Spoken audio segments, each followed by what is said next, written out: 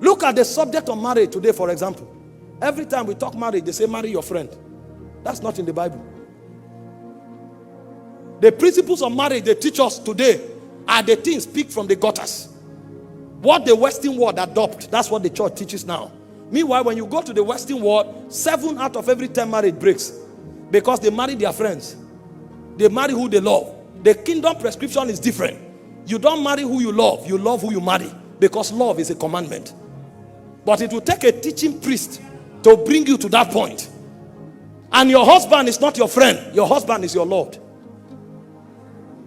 Your wife is not your slave. Your wife is a co-heir with you.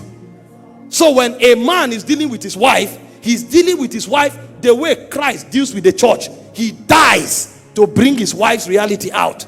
And when a wife is dealing with the husband, like Sarah, she calls her husband Lord. So the way it is difficult for a woman to submit, submission becomes the code of love. And the way a man is selfish, self-denial becomes his code of love. So at the end of the day, nobody possesses anything. It's a kingdom pattern, because when marriage is completed, you will not just have children, you will become like Christ. Because the goal of marriage is to deal with your flesh until you become like Christ. But what the world is teaching is how to coexist together. And so it becomes a mental charade, because there are no teaching priests. He said, as holy women, the same way Sarah called her husband Lord. He said, that is how you relate with your husband. And he said, concerning the man, for your prayer to be answered, deal with her with understanding as a weaker vessel. So the man is disadvantaged, the woman is disadvantaged if they choose to walk in the flesh.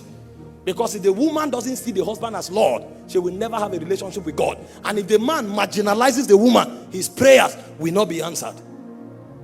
Kingdom position. Because marriage reveals the portrait of heaven.